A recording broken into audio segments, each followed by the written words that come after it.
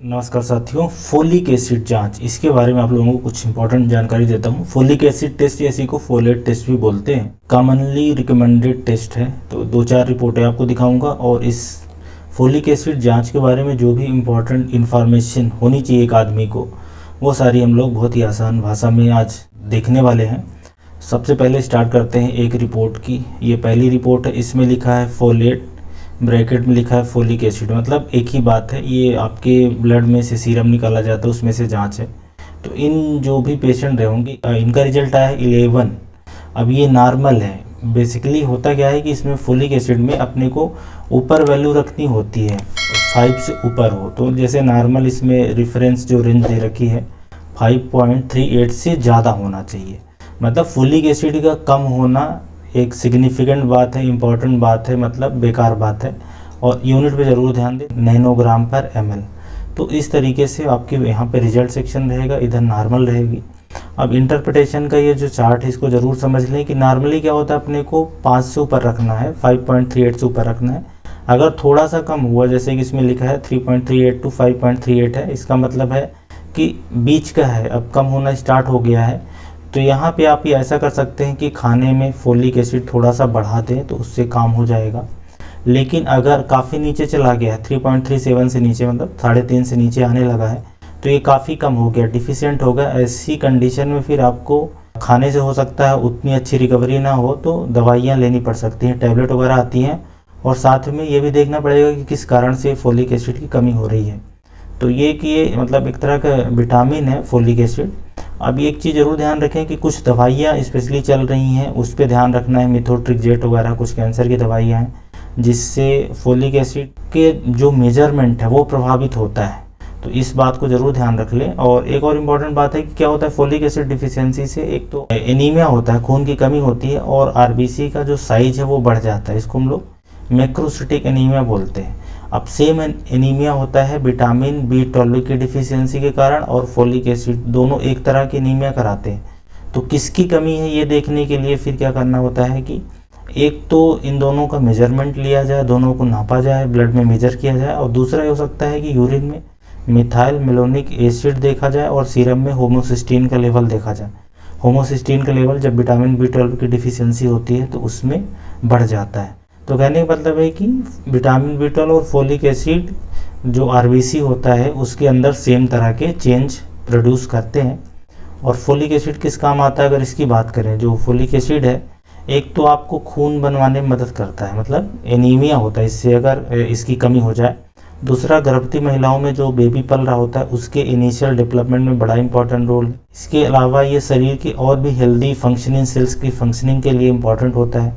जो neural function होता है, नर्वस सिस्टम होता है, उसके लिए अच्छा होता है। फोलिक एसिड संबंधित 2-3 इंपॉर्टेंट बातें और समझ लें आपकी। एक तो इसकी कीमत होती है वो 1000 रुपये तक हो सकती है, 800, 900, 1000, मतलब थोड़ा सा एक महंगी जांच है। दूसरा कि जब भी आप ब्लड सैंपल देंगे तो जांच तुरंत लगवाएं। अगर ज़्यादा कुछ देर रखना हुआ तो इसको धूप में ना रखें, बस ये इम्पोर्टेंट बात है।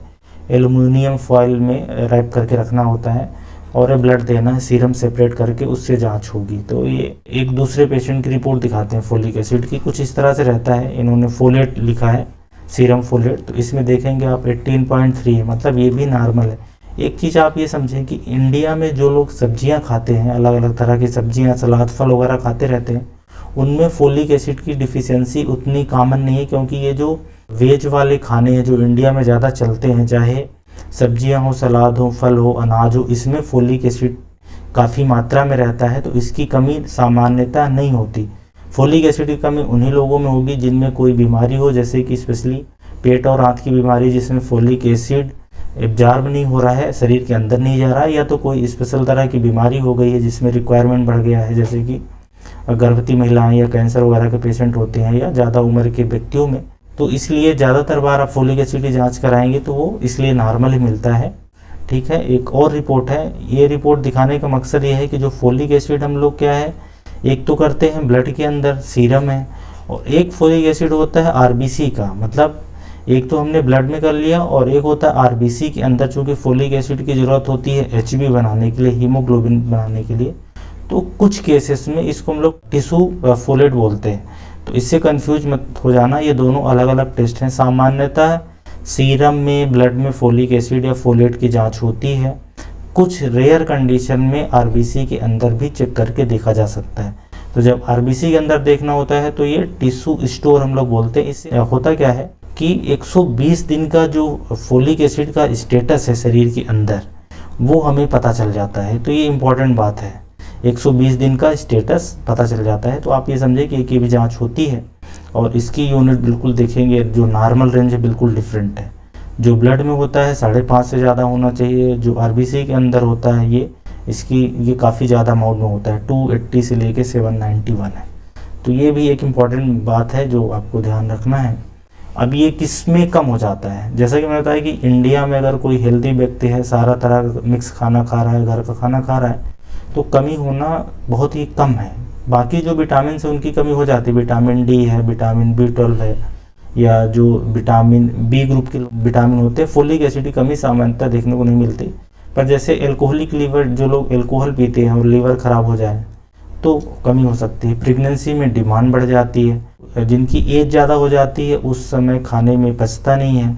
पुअर इंटेस्टाइनल एब्जॉर्प्शन हो सकता है, उसकी बीमारियों के कारण आंत में इन्फेक्शन हो, या खाने में कमी हो जाए कि लोगों को खाना अच्छे से नहीं मिल पा रहा है। इसके अलावा मैलिग्नेंसी वगैरह में, प्रेगनेंसी में डिमांड बढ़ जाती है। और कुछ तरह की दवाइयाँ, स्पेशली जो मिर्गी की दवाइयाँ और कैंसर की दवा मेथोट्रेक्सेट वगैरह है, तो ये कुछ कंडीशन में कम हो सकता है। इसलिए फोलिक एसिड की जांच मतलब एक तो गर्भवती महिलाओं के लिए बड़ा इंपॉर्टेंट है, दूसरा ऐसे लोग जिनको कोई स्पेशल लीवर की बीमारी है, किडनी की बीमारी है, क्रोनिक बीमारी है, खाना अच्छे से नहीं मिल रहा है, उम्र ज़्यादा है, या कैंसर की दवाइयाँ चल रही है, कैंसर है, इस तरह की कंडीशन में करवाया जाता है। स्पेशली तब जब हीमोग्लोबिन की मात्रा कम हो और उसमें भी हीमोग्लोबिन में स्पेशल तरह की एनीमिया है, जिसको हम लोग मैक्रोसिटिक एनीमिया बोलते हैं।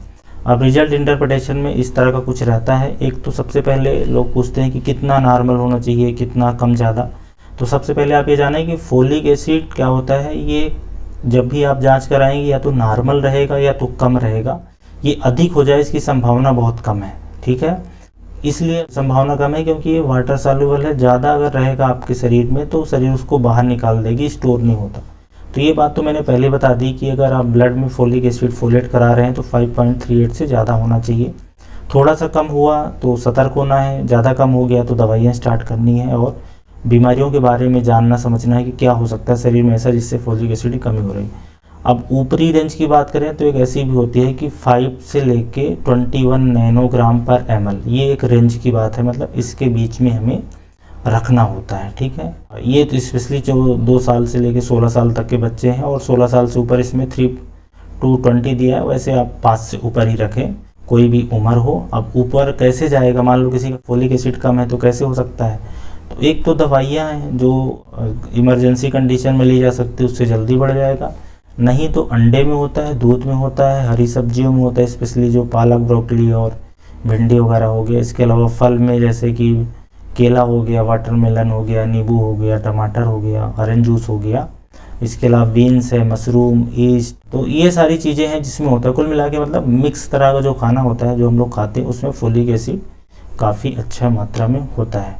अब फोलिक एसिड टेस्टिंग किसकी कराना है, तो ज़्यादातर बातें तो मैंने बता ही दी हैं कि जैसे अगर किसी का HB कम हो रहा हो, HB डिक्रीज हो रहा हो और उसमें भी HB में RBC में MCV बढ़ा हो, जिसको हम लोग बोलते हैं कि मैक्रोसिटिक एनीमिया है मतलब। इसके अलावा अगर ब्लड स्मीयर में RBC के साथ साथ WBC कम होने लगे, प्लेटलेट कम होने लगे, एनीमिया के लक्षण आ रहे हैं, कमजोरी, थकान लग रही है, या न्यूरोपैथी, मैंने शुरू में बोला था कि ये नर्वस सिस्टम के डेवलपमेंट में भी इम्पॉर्टेंट रोल करता है और उसके मेंटेनेंस में। तो अगर किसी को जैसे कि अजीब सी चुभन हो रही है या झंझनाहट हो रही है हाथ पाँव में, मेमोरी लॉस हो रहा है, दिमागी रूप से कमजोरी लग रही है, तो ये सारी चीज़ों के लिए किया जाता है। और ऐसे लोग जिनको विटामिन B9 बोलते हैं एक्चुअली फोलिक एसिड को, ये भी ध्यान रखें, अभी तक मैंने बताया कि फोलिक एसिड है, इसको हम लोग विटामिन B9 फोलेट या इस नाम से जाना जाता है। तो अगर इसकी दवाई चल रही है, आपको इसकी टैबलेट दी जा रही है, तो उस कंडीशन में आपको ये टेस्ट लिखा जाएगा। तो ये फोलिक एसिड की जांच है, एक महंगी जांच है, कुछ कुछ कंडीशन में करवाई जाती है और उसका क्या सारा इंटरप्रिटेशन है, क्यों करवाना है, ये सारी बातें आसान भाषा में मैंने बताने की कोशिश करी। धन्यवाद।